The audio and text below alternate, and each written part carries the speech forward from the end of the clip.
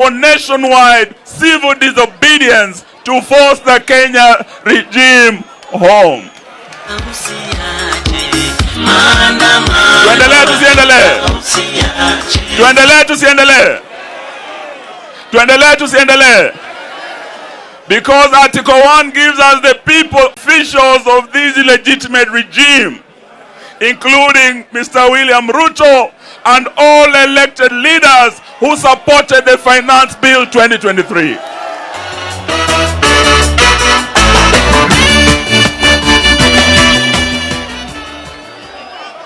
Ya ine, tuendelee tusiendelee? Resolution number 4. Sema, we the people recognize and appreciate the efforts that members of civil society and all progressive forces in our republic are making to free Kenya from the despotic Kenya Kwanza administration, and we will pursue collaboration and joining of forces for the sake of our nation. Ya tano na ya mwisho, we the people condemn Ruto and his regime's lack of respect for the media, which is consistent with every dictator's lack of regard for the rule of law, constitutional order, and independent opinion. Munaunga mkono? We the people tumekubaliana? Sasa nataka munipe nafasi niite wenzangu wa wasalimu, ndio sasa tulete baba mwenyewe mweze kumsikiza. Sawa sawa? Tuko na rafiki wa baba anaitwa Maina Njenga. Huyu jamaa, asante. Ngoja kidogo. Kabla Maina Njenga hata hajaongea, we want to put the question. We the people. Sasa lazima mupige kura hapa. Lazima mupige kura, ulimwengu yote ijue mumekataa mambo ya finance bill. Sawa sawa? Tukisema finance bill, nataka nisikie tawe. Finance bill? Finance bill? Ruto? Kenya kwisha? So we now put the question.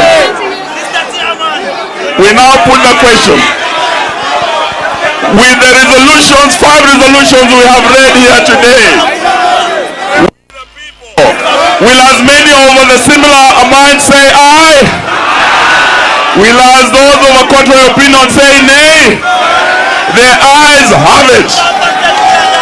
Sasa Maina Njenga, huyu jamaa ameteswa sana sababu alitembea na Raila wakienda matanga ya mama Kimathi. Amewekwa ndani lakini hajaogopa. Amesema aje leo asimame na baba na Wakenya wanaumia. Mko tayari kumkaribisha? Maina Njenga, karibu ndugu yangu. Haya. Wananchi power. Hebu salimieni kwa mkono, salimieni vizuri.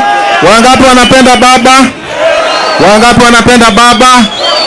Wote mnapenda baba? Si mnajua ile maneno imekuwa? Si mnajua? Vijana waliambiwa watapata kazi. Kila kijana atapata watoto wa university watapata nini? Kazi. Lakini kuna wengine walisema hakuna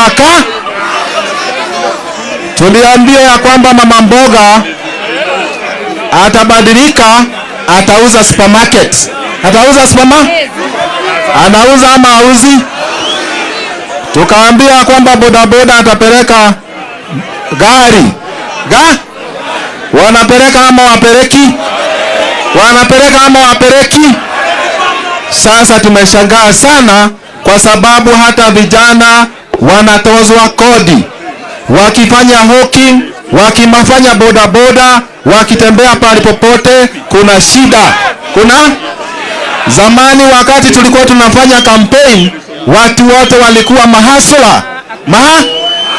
Saa hizi kila mtu anaitwa jina kulingana na kabila ya. Tunasema ya kwamba Kenya itaishi kuwa Kenya na vijana wa Kenya waache kuhangaishwa. Sisi tumeshaokoka na mimi ni bishop wa mabishop, unanielewa? Sasa tunaambia Bwana Gachagua aingia hapo Lamu apigane na Al-Shabaab. Aachane na vijana, aingia apigane na Al-Shabaab. Tunasema hivi, tunangoja mwelekeo wa baba, vile baba atasema ndio itakuwa. Wangapi wanaunga mkono? Wangapi wanaunga mkono?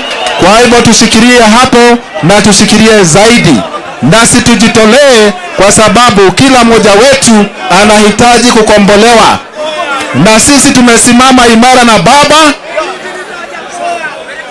na tutasimama imara na vijana, na sisi hatutaogopa, tutaendelea mpaka mwisho. Mungu awabariki sana, awaongeze nguvu, na tuwe na heshima na nchi yetu, kwa sababu tunaipenda. Pia nataka kuwashukuru hawa viongozi kina Eugene Wamalwa, kina Martha Karua na baba. Wakati nilikuwa kwa shida walikuja kutusaidia. Tuwapigie makofi. Na tunasema tunajiunga pamoja na hatutarudi nyuma. Asante sana. Mwenyezi Mungu atubariki. Wapi makofi ya Maina Njenga? Kikuyu. Wapi makofi ya Maina Njenga? Murega rĩngĩ. Turauga atĩrĩrĩ andũ aitũ. Ndaigua murauga twarie Gĩkũyũ. Turauga atĩrĩrĩ, nyũmba ĩcokanĩre na tũruta wĩra twĩ hamwe nĩ ũndũ wa Mheshimiwa Raila Amolo Odinga na atongoria ya Azimio. Tũruta wĩra twĩ hamwe na tũtigakorwo twĩna guoya.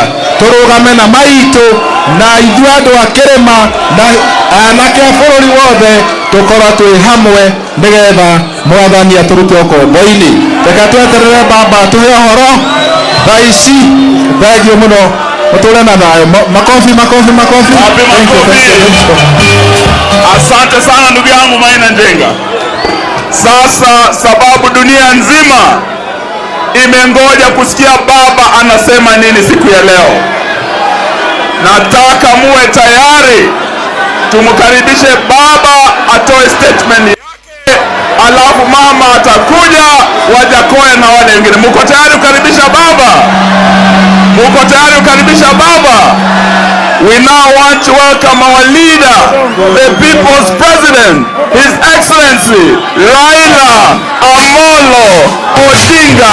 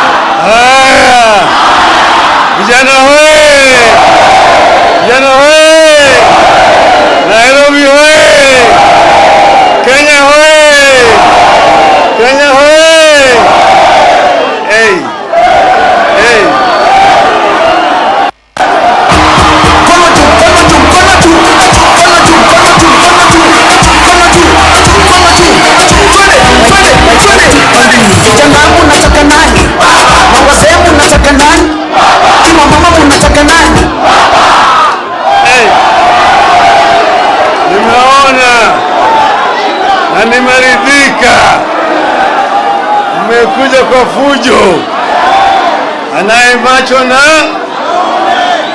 anayesikia na. Kwanza leo nimerudi nyumbani baada ya ziara ya siku 10.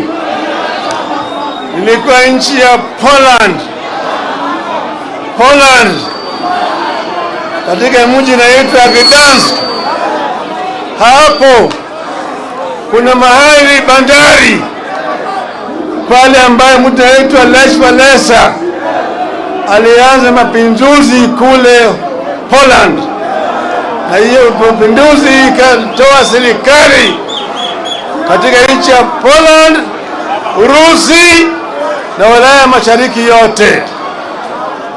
Sasa Bwana Walesha amenituma na salamu kwenu. Mmechukua? Mmepokea? Mmepokea? Pili, nimeongea na mwenzangu Mheshimiwa Stephen Kalonzo Musyoka. Yeye yuko kule Ulaya, kwa sababu yeye hayuko na sisi hapa, ametuma salamu. Pia ndugu yetu Uhuru Muigai Kenyatta ametuma salamu. Mnapokea? Mnapokea? Leo ni siku muhimu sana. Tunapanda sasa leo katika awamu ya pili ya mapinduzi katika taifa letu.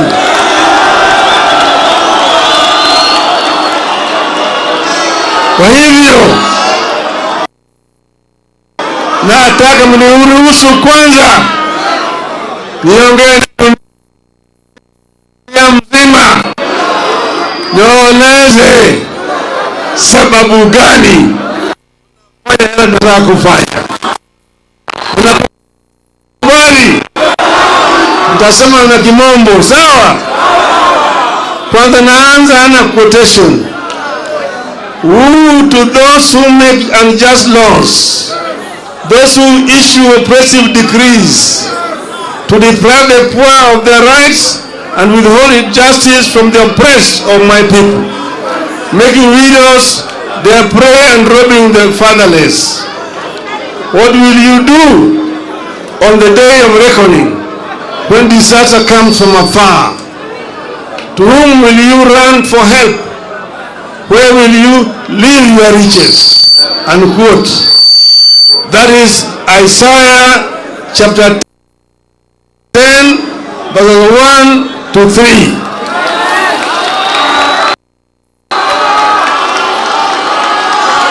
Mr. William Ruto used to love this verse. I hope he still does.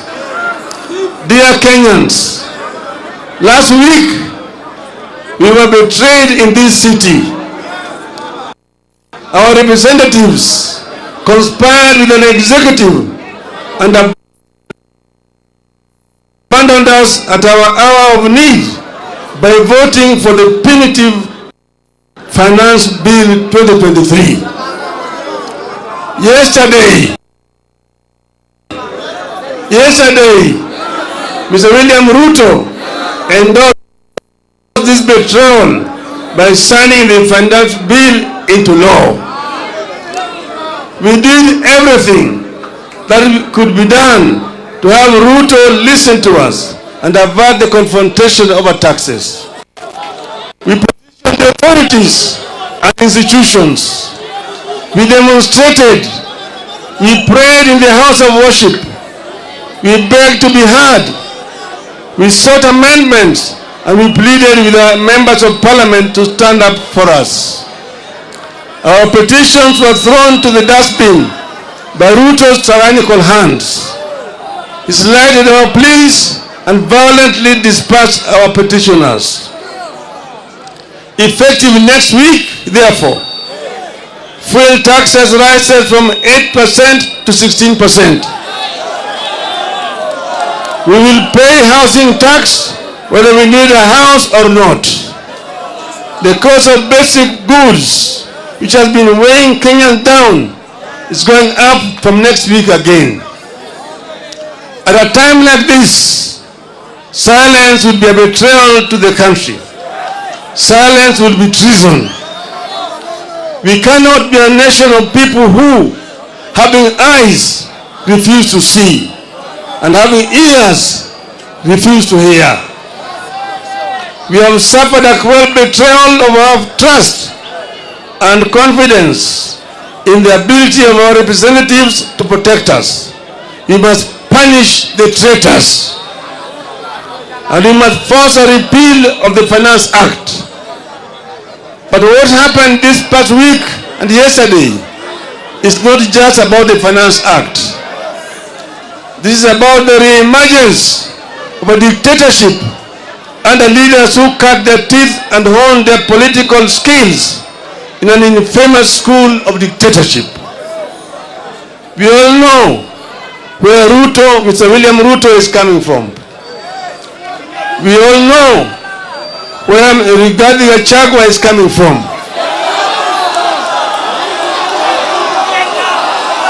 In the run-up to the vote on the bill, more than 90% of Kenyans rejected it. Even after MPs voted in favor of the bill, polls continue to show that the majority of Kenyans did not like it. However, true to his character as a dictator, Ruto proceeded as if Kenyans had not spoken and he imposed punitive taxes on us without our consent. That is contempt for the people. In a democracy, few individuals can use government as their tool against the people. The idea that only the wishes of Ruto and Gachagua matter in this country today must attract a very heavy price. Ruto is testing the limits of his illegitimate power. Ruto is testing whether we still have the will, energy, and resolve to fight remnants of dictatorship. After stealing our election last year, Ruto now thinks he can steal anything and get away with it. We have to stop Ruto, and we have to stop it. We have to do it now. We must tell Ruto in no uncertain terms that he has stolen enough for the owners to notice, and he has no more room for stealing the wishes of the people. This gathering must provide an unmistakable response to Ruto and those who think like him, that we are willing and ready to do whatever it takes to roll back dictatorship. This gathering must make it clear to Ruto and all those who are nostalgic about the dictatorship of the past that they will pay a heavy price for their unfortunate experiments. You have some bad news from Mr. Ruto. The betrayal in the city has seeped into every village in Kenya. It has united Kenyans better than any government ever would. While the betrayal has shattered our faith in government and parliament, it has strengthened our faith in ourselves and our power. Consequently, Ruto and all those who think like him are going to learn the painful way never to mess with the people's food, fuel, and freedom.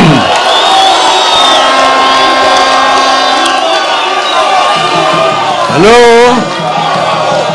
Ruto and his ilk are going to learn the hard way that Kenyans are fed up but not helpless. In this time of desperation in the country, Ruto is selling illusions of hope to our people with the phantom proposals that are meant to line the pockets of his cronies. It is wrong. It is cruel. It is evil. The question we must ask ourselves is, can a leader mean well for the people than the people do for themselves? The answer is, fellow Kenyans, comrades, a regime that has so blatantly ignored and betrayed us does not deserve our delegated power. We are taking back our sovereign power. We are going to the trenches ourselves to fight for ourselves. This regime does not deserve our obedience. We have no obligation to work for the success of a regime that has no interest in our success. We are the people. Sitasimama maovu yakitawala, sitasimama maovu yakitawala. Hello? There's no other option left. We must fight. We are going to fight everywhere and anywhere until the Finance Act is repealed. We will adopt a series of acts of civil disobedience to force this regime to recognize that we, the people, are supreme. Through civil disobedience, we will deny Ruto the taxes he thinks he can extort from us by force. Dear Kenyans, you have been abandoned by our leaders. You must now look we must now look out for each other and be our brothers and sisters keepers. Here, therefore, are my requests to you, my people of Kenya. Let us embrace tax boycotts. Let us deny Ruto the fuel tax by limiting consumption of petrol and diesel. One way to do this is to carpool. Let us arrange to make regular journeys in a single vehicle whenever possible. Give each other a ride. Cut down on non-essential travel. Walk instead of driving whenever possible.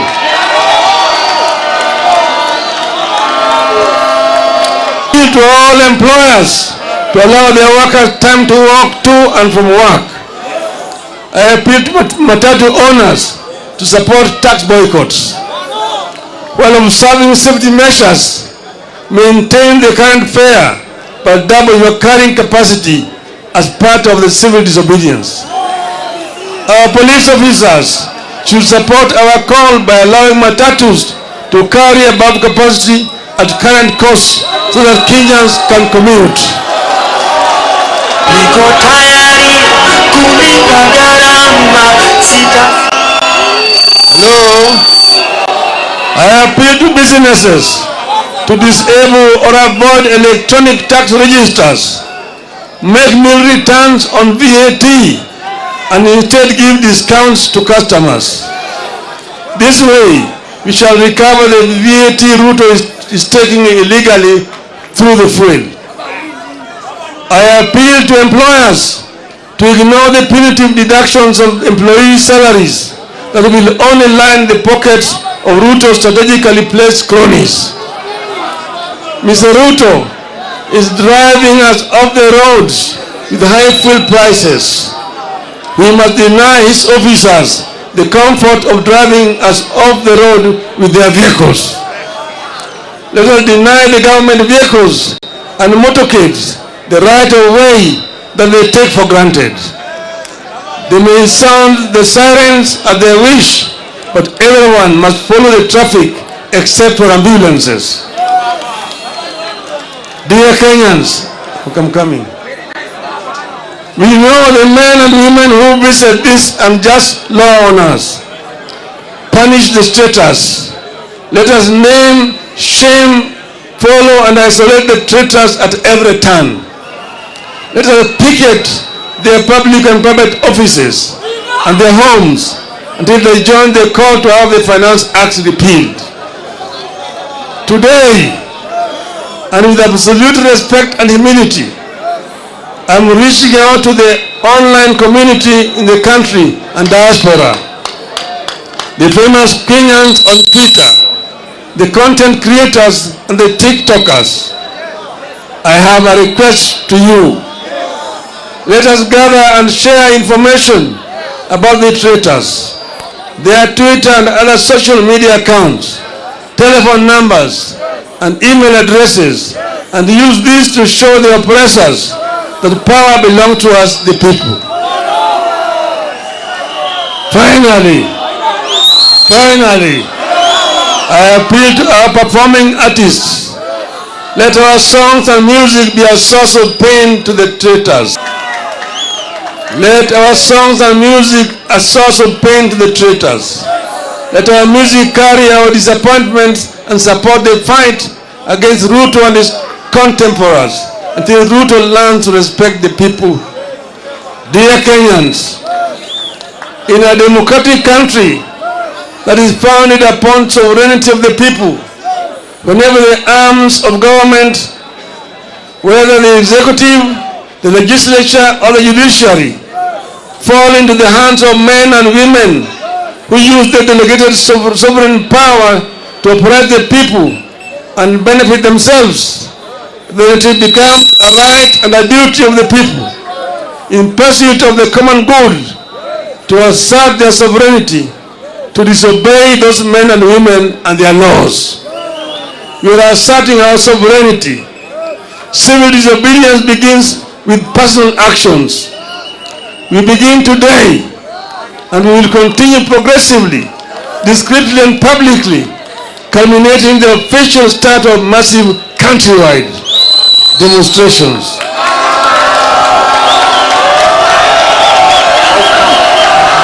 That fuel in Uganda is cheaper than fuel in Kenya. To those who make unjust laws, to those issue oppressive decrees, let us get to work. Let us get to work. Tuanze kazi. Tuanze kazi. Tumesema hao watu wamesaliti jamii ya Kenya. Umma ya Kenya imesalitiwa na Bwana Ruto na wenzake, lakini Bwana Gachetha. Tumesema tulikuwa hapa Kamukunji grounds, tukaambia nyinyi tumeanza safari ya kilomita 1000. Unaanza na hatua ya kwanza. Tumewaonya hao watu, tumeliwaambia punda imechoka, tuliambia chuma imechoka, wamekataa, wamezidi kuweka mzigo juu ya punda. Sasa punda itapiga teke, punda itapiga teke. Sasa tumesema Wakenya wametoka mbali. Mzungu walijaribu, lakini Wakenya wakale walisimama imara, wakamwambia mzungu, patia mbali, tutarudi Ulaya. Mzungu alirudi Ulaya. Ikaja serikali ya dhuluma. Bili serikali ilikuja hapa yafuata Nyayo na kadhalika. Tukasema hata wewe utatoka. Nyayo alienda, sio? Kama wale walienda, wewe ni nani?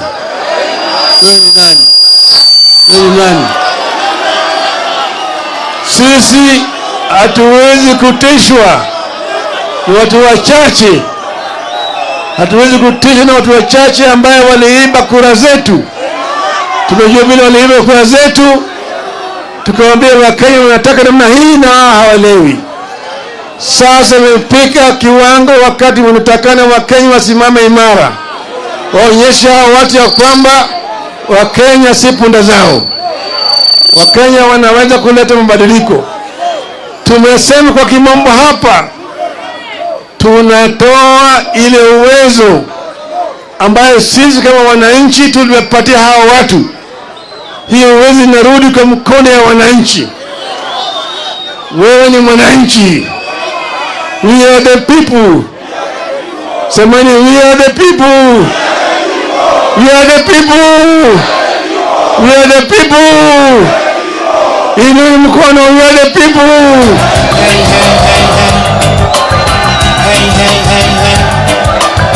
So they want us to control. So they want us to feel stupid. So they want us to be.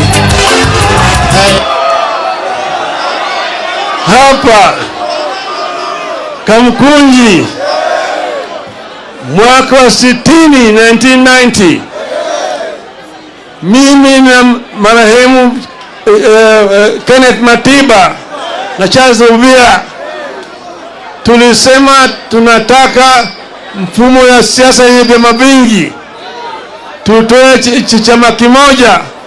Nyayo walikataa, akasema Kenya is not ready for multipartyism. Itachukua miaka 100 kama Kenya haijarudi kwa multipartyism. Tukasema tuende Kamukunji tuulize wa Kenya, wakakataa. Tukasema tarehe 7 mwezi wa 7 tutaenda Kamukunji, wakasema haiwezekani.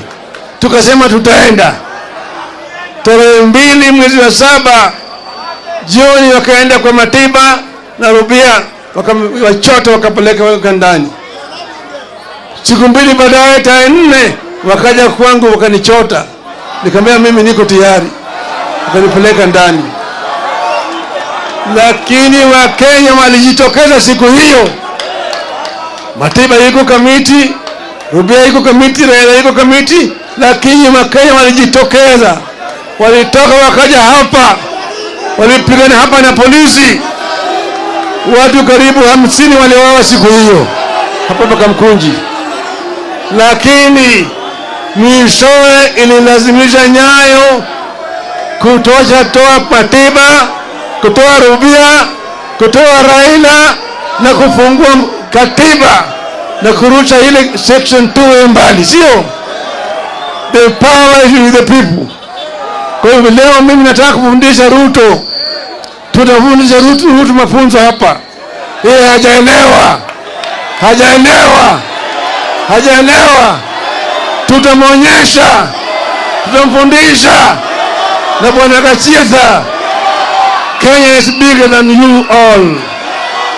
Kenya is bigger than all of you. Mimi nataka ni mwingine mwingine mkono. Mimi mzalendo wa Kenya, na hapa kwamba niko tayari kutoka na kuandamana ili uhuru ikuje, gharama maisha irudi chini, usuru bandia itolewe. Mwenyezi Mungu nisaidie.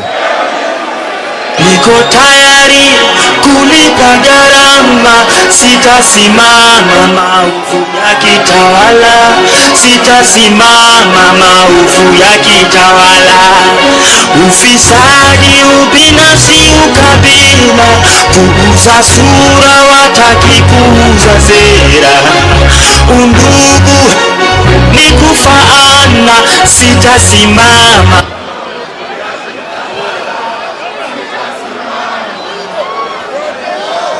Niko tayari.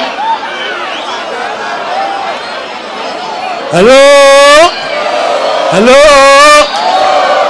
Mama Shujaa Martha Wangari Karua. Kamukunji oye! Kamukunji oye! Baba ashawaelezea ya kwamba serikali haramu ya Ruto imetangaza vita kwa watu wa Kenya. The Republic of Kenya has ceased to exist as we know it.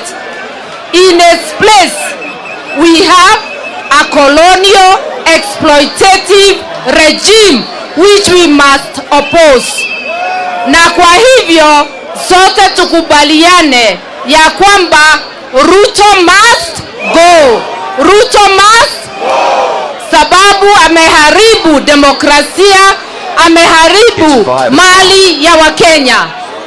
Nataka kuwaelezea kidogo. Tumeambiwa na controller wa budget kule State House wanakunywa chai ya milioni 8 kila siku. Okay. DJ wacha tu leta wimbo moja watu waweze kutulia. So they want us to think stupid. So they want us to feel stupid. So they want us to be. Hey. Okay. Mko tayari tuendelee tusiendelee? Basi namwambia controller wa bajeti amegundua ya kwamba kule State House wanakunywa chai ya milioni 8 kila siku. Milioni 8 zimetosha kuajiri vijana 17,000 wakilipwa 500 kila mmoja wao kazi mtaani. Hiyo ni kusema hii serikali yaangalia maslahi ya wale mabonyenye na inasema wacha Wakenya wakufe njaa. Hii serikali inafikiria kama Makenzi kule Chakahola. Wanatuambia ya kwamba tuwapee miaka 2 uchumi urekebishwe. Sasa nakuuliza, unaweza ishi miaka 2 bila chakula? Unaweza kaa miaka 2 bila matibabu? Miaka 2 bila mtoto wako kusoma? Hawana pesa ya kusaidia Mkenya, lakini wako na pesa ya kuajiri ma-CS, ma-PS 50 na assistant ministers 50. Mumekubali pesa yenu kuharibiwa. Mumekubali munataka unga au munataka assistant ministers? Munataka walimu kwa watoto wenu au munataka mabwenyenye? Mimi nasema tuwe tayari kulipa nini? Tuwe tayari kulipa gharama. Tusikubali kunyanyaswa tena. Tuko tayari kutokelezea. Niko tayari kulipa gharama, sitasimama maovu ya kitawala, sitasimama maovu ya kitawala. Ufisadi, ubinafsi, ukabila, kuuza sura, wataki kuuza sera. Undugu ni kufaana, sitasimama maovu ya kitawala. Nikimalizia sababu masaa imeenda. Ile pesa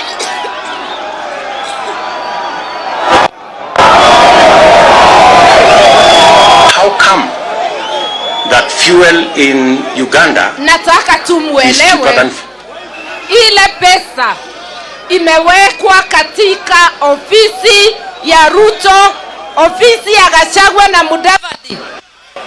Inatosha kusomesha watoto wetu bila malipo vile Azimio ilisema. Imetosha kulipa matibabu kwa Wakenya wote, na imetosha kupatia zile jamii maskini 1000 ngapi? 6 kwa kila mwezi. Tutakubali pesa yetu kuendelea kuvunjwa? Wakenya, hii ni wakati wa kufagia nyumba iko chapu. Tufagie, Zakayo ashuke, nchi yetu irudi kwa mikono yetu. Na kwa hivyo leo hii hatumuulizi Zakayo ashuke, tutamsukisha sisi wenyewe. Zakayo must, Ruto must. Na kwa hayo machache wacha nirudishie Eugene. Tuendelee tusiendelee? Unataka msikie vile Ruto aliwadanganya? DJ weka tusikie Ruto alidanganya wa Kenya namna gani. Sawa sawa? DJ tusikie Ruto sasa. Tulia kidogo. DJ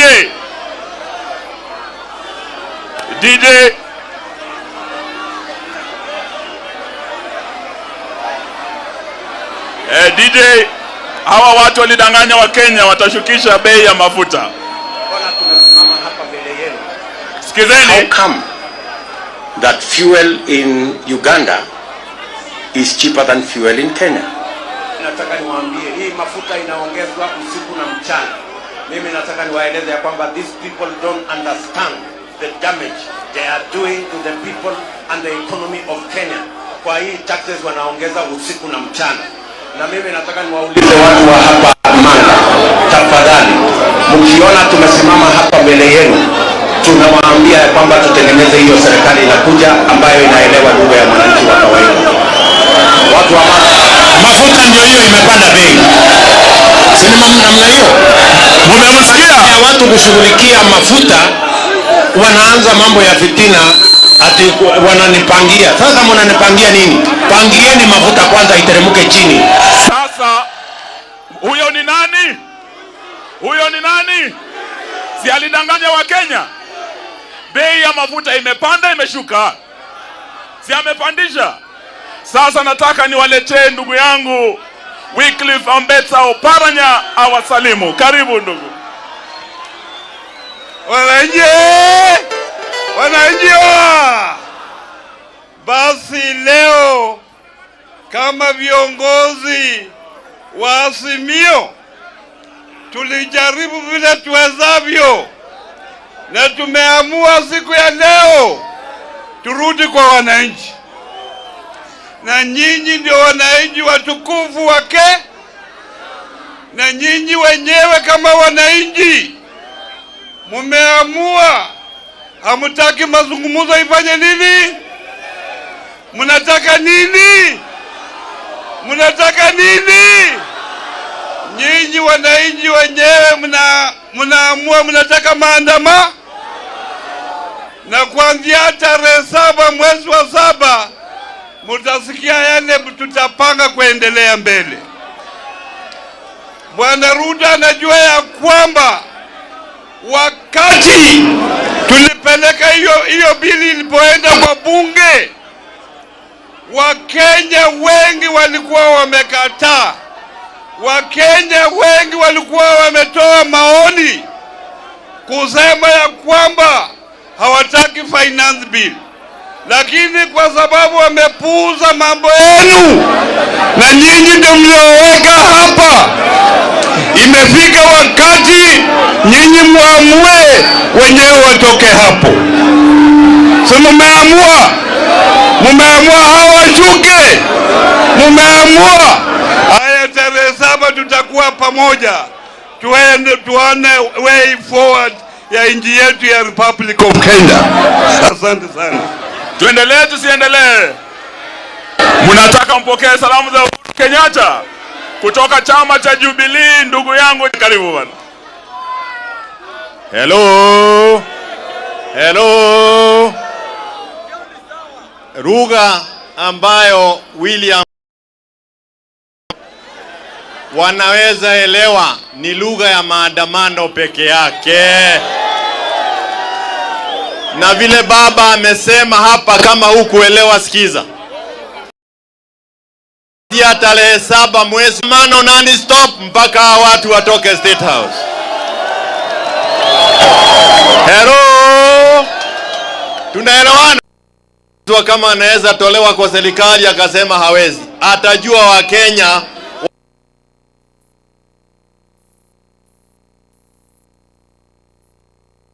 wanajua ile hawajui. Na sisi ndio tunasema kuanzia tarehe 7 afuge vilago aende nyumbani. Leta hii sufuria.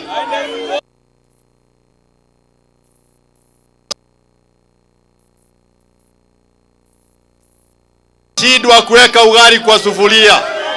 Kiongozi ambaye ameshindwa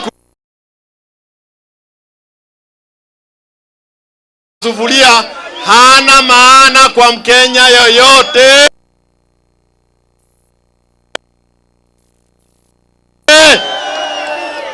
Na mimi nakubaliana na kusaidia Ruto, sio kupiga kula, kusaidia Wakenya ambao walikupigia kula. Mujue ya kwamba mara ya kola wa miezi 7 ugoje miaka 5 utakufia bule, atapeleka sisi wote Chakahora. Lazima sisi wenyewe tujiokoe.